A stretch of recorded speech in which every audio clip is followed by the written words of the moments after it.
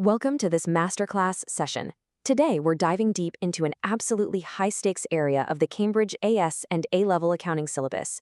We are talking about the advantages and disadvantages of different business entities. Now, if you are aiming for that top-tier mark, if you want that A star, understanding the mechanics of business structures, like the massive leap from a simple sole trader to a complex limited company, well, it isn't just about reading a textbook. It's about learning to think exactly like an examiner. In this explainer, we're going to break down complex entity questions, we'll master your time allocation, and we are going to deploy critical thinking strategies that will completely transform your approach from the ground up. Right off the bat, I want to share a crucial truth pulled directly from recent principal examiner reports. They state, the difference between a B and an A star in accounting often comes down to how well you understand advantages and disadvantages of different business entities. I really want you to think about that for a second. You could be a mathematical genius. You can balance every single sheet perfectly, calculate every ratio flawlessly, but if you lack the specific analytical structure to properly compare a sole trader against a partnership or against a limited company, you are going to hit a hard ceiling. Simply memorizing lists of facts won't cut it anymore. The examiners are sitting there looking for a highly specific analytical structure in your writing, and today I'm going to show you exactly how to build it. Okay, here is our roadmap for the session.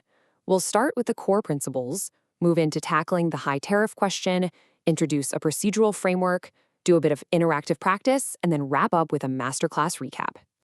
Let's jump straight into Section 1, Core Principles and the Examiner's Lens, where we'll unlock those top marking bands. So let's look behind the curtain at how your papers are actually graded.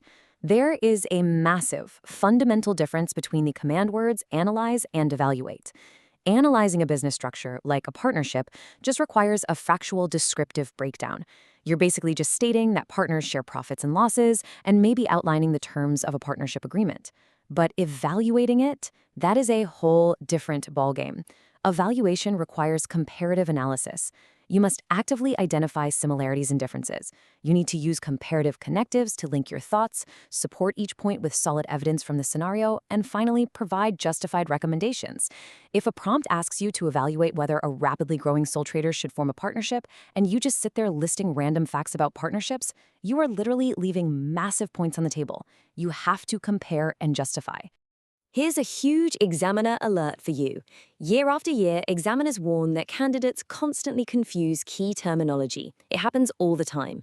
To avoid this, you absolutely must establish precise definitions and causal relationships regarding business structures explicitly, right at the start, before using them in your extended responses.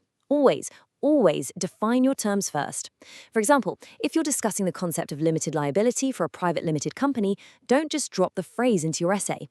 Define what limited liability actually means before you argue its advantages over a sole trader's unlimited liability. Doing this secures your foundation. It immediately signals to the examiner that you are in total control of the theoretical architecture of the subject. The Cambridge assessment objectives target very distinct cognitive domains. Now, while basic knowledge and understanding are your baseline, your ticket to the dance, so to speak, critical analysis and high-level evaluation are where you actually earn your A star. But here is the real secret. The examiner reports specifically highlight that candidates who successfully reference cross-topic connections achieve significantly higher marks. What does that mean in practice? Well, for instance, if you're writing about the formation of a limited company, try linking it to its impact on the capital structure and subsequent financial ratios. Showing that deep cross-syllabus integration, that is your absolute secret weapon. It proves you understand how the whole accounting ecosystem works together. Moving on to Section 2, tackling the high tariff question, and we're going to look at this through a peer debate. Let's imagine two scholars. We'll call them Alex and Sam. They are staring down a brutally complex 15-mark high tariff essay question, asking whether a successful partnership should convert into a public limited company. Now, Alex is highly technical. His approach is entirely factual. He goes in and perfectly defines a PLC's share capital, he nails the formulas, and his accounts are spotless. But his common pitfall? He entirely misses the open-ended evaluation. He describes the entity perfectly, but he doesn't evaluate the strategic move. Sam, on the other hand, is a creative, big-picture thinker. His approach is very conceptual. He writes a passionate argument about why a PLC is better for raising massive funds for expansion. But Sam lacks structural precision. He doesn't use the precise terminology, and his time management completely falls apart because he's rambling. Here is the takeaway. to unlock the very top-tier marks, the AO1, AO2, and AO3 bands. You cannot just be Alex, and you cannot just be Sam. You need Alex's rigid technical precision on business entities combined seamlessly with Sam's broader evaluative context. Let's just pause right here before we hit a major roadblock.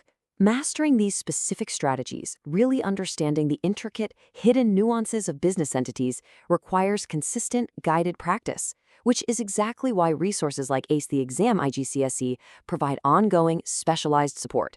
Regular exposure to these kinds of Cambridge breakthrough strategies is what builds the mental muscle memory you need for the exam room. Becoming an A-star student requires a consistent, long-term strategy. So make sure you subscribe to @acetheexam_IGCSE and enable all notifications. Do it now so you never miss a weekly strategy that could literally be the difference between a B and an A-star. All right, let's get back to it. Section 3, the procedural framework. This is how you get unstuck. So Alex and Sam are working on that 15-mark essay, and they hit a massive wall regarding timing and how to actually link their paragraphs logically. When you find yourself in that panic mode, you need to deploy a cognitive strategy I call the 6-step procedural framework. Step 1, deconstruct the question. What is the exact command word? Is it evaluate or just explain? Step 2, extract relevant data. Are we looking at a tiny sole trader's accounts or a newly formed PLC with massive overhead? Step 3, select your analytical framework. Step 4, execute with absolutely clear notation. Step 5, verify your results quickly. And Step 6, present everything with the correct formal terminology. Following these 6 steps chronologically forces structural precision into your brain. It acts as a safety net, transitioning what could be a mediocre, rambling paragraph about business structures into a flawless, logically sound response. And executing that framework brings us to a concept that should be permanently burned into your memory. You need a relentless 100% focus on the method mark. Examiners award marks for your proven logical process, not just for stumbling into the final correct result. For example, if you are calculating the interest on capital for partners in an appropriation account, clearly document your entire process. Show you're working explicitly. Because if you do that, you can still pick up vital method marks even if your final profit share calculation is slightly off due to a silly math error. Remember, process is everything. Show them how your brain works. Let's put this into action. Section 4, interactive pause and practice, where we spot the flaws. Imagine you are sitting in the exam hall. A 60-second countdown timer is ticking away in your head. When you are presented with a complex text excerpt or a dense data table about a business entity, your data interpretation skills must be absolutely instantaneous. You have to extract the relevant data, interpret the relationships, and draw evidence-based conclusions rapidly. The real key here is active scanning.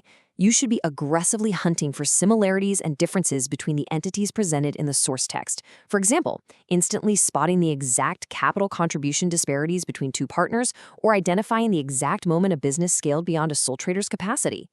Now let's play Spot the Flaw with a real-world example.